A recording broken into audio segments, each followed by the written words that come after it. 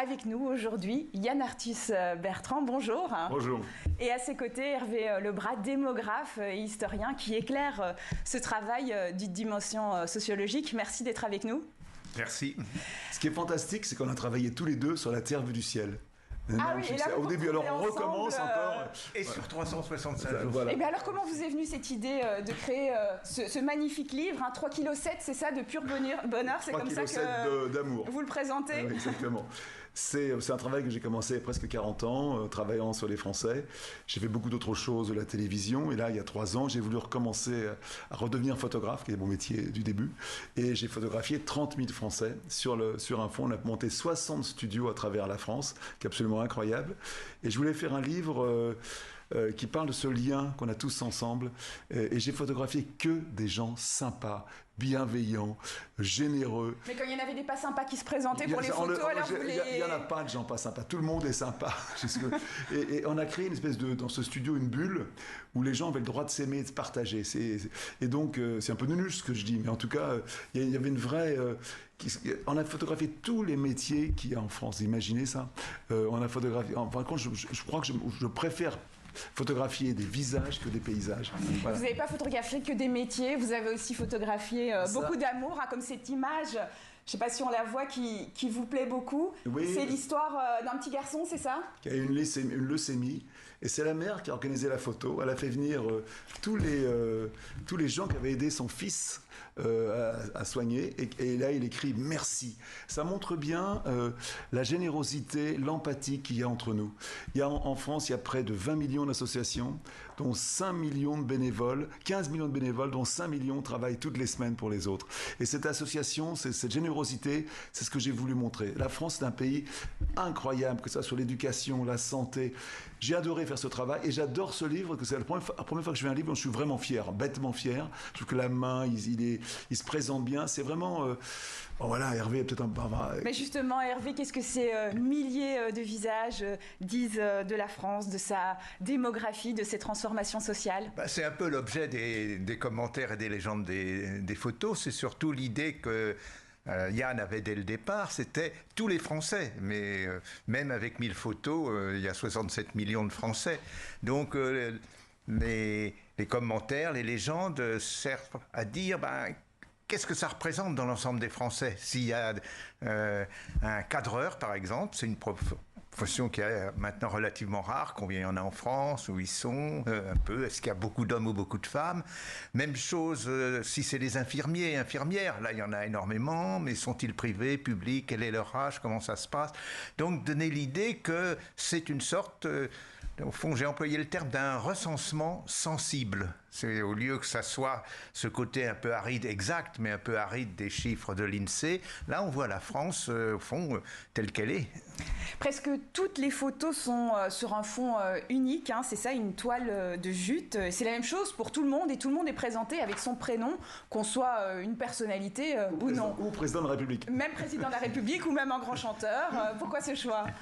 C'était un choix, tout le monde, c'est la même chose, qu'il n'y avait pas question de mettre des gens en avant. Tout le monde est important et tout le monde est aussi important dans le livre. Oui. Hervé Lebras, une photo peut parfois dire plus qu'une statistique, selon vous? Beaucoup plus, mais surtout, parce qu'elle peut être interprétée de beaucoup de façons, mais surtout, elle est un moment, un endroit donné, un moment donné. Et donc, il faut arriver à généraliser. Et un gros problème, je trouve, actuellement en France, c'est qu'on se fixe sur des faits divers, sur des cas particuliers, en oubliant que ces cas particuliers ne sont pas, je vais prononcer un mot qui fait toujours un peu peur, représentatifs. C'est-à-dire ils ne décrivent pas ce qu'est véritablement la France. Et là, on a cherché à décrire, comme le dit le titre, la France, et pas simplement quelques cas particuliers. Et j'ai montré, assez étonnamment, une France heureuse. Ouais. Les gens fiers de leur travail, fiers de leur famille, on demandait aux gens de venir avec les gens qu'ils aimaient. Alors, ça peut être leur famille, leurs collègues de travail, leurs voisins, leurs chiens, leurs chats, leurs chevaux. Mais ils étaient fiers d'être là. Et dans le livre, tout le monde sourit. Oui. Et ça crée dans le livre une espèce d'ambiance, d'empathie naturelle pour ce livre que j'adore. Vous avez une anecdote à nous partager sur une séance photo? Alors, il y en a beaucoup d'anecdotes. Peut-être une qui m'a beaucoup marqué. C'est un petit garçon qui était autiste et qui n'arrivait pas, il voulait pas aller sur la bâche. Il n'osait pas y aller. Et alors, la mère, pendant 1 heure, avec tendresse, avec amour, lui a dit de venir. Et quand elle s'est... avec toi, d'en parler, quand il est venu dans ses bras, elle m'a regardé avec un sourire. Ah, mon fils est avec moi dans mes bras en photo. Et ça, là, tu sais que tu fais ton vrai... Là, tu es vraiment photographe. Tu sais où est ta place. Voilà. Alors c'est une grande expo à la mairie de Paris, gratuite, ouverte à tous, avec un studio photo à l'intérieur. Même le bureau d'Anne Hidalgo sera en expo photo. À partir du 20 octobre, c'est bien ça ? Donc venez bien sûr. Et un film cinéma aussi qui sort, qui s'appelle France, une histoire d'amour, qui est un film très particulier qu'on a tourné à travers la France pour aller visiter, pour photographier, écouter les gens qui font pour les autres. Ça c'est l'affiche du film. Voilà. Donc ce livre c'est un album de famille, c'est une famille qui s'aime ou qui se déchire ou un peu des deux selon vous, la France ? C'est comme dans votre famille, elle n'est pas mieux que les autres, mais ces moments privilégiés, merveilleux, de bonheur, c'est important, quoi. Et nous, on a vécu des milliers de moments extraordinaires avec ces gens. Et je les remercie. Alors, on a fait 30 000 personnes, vous imaginez. On n'en a mis que 1000 dans le livre. J'ai commencé à me faire engueuler, j'ai reçu quelques messages, parce que le film est sorti il y a 2 jours. Alors, il y a une page blanche dans le livre, dans le livre où on peut mettre la photo... de sa famille. Oui, bien sûr, parce que beaucoup de gens... tous les gens qui sont venus ont reçu une photo gratuitement. Ils avaient la photo, ils pouvaient s'en servir. Voilà. Mais c'est une famille moderne aussi, hein, c'est-à-dire que... En quoi elle est moderne ? On a montré tous les changements, on a montré le pacte, on a montré... Oui, et aussi les différences d'âge dans les couples. On a vu la photo tout à l'heure, et là vous avez mis l'homme plus jeune que la femme. C'est plutôt l'exception, non ? De moins en moins.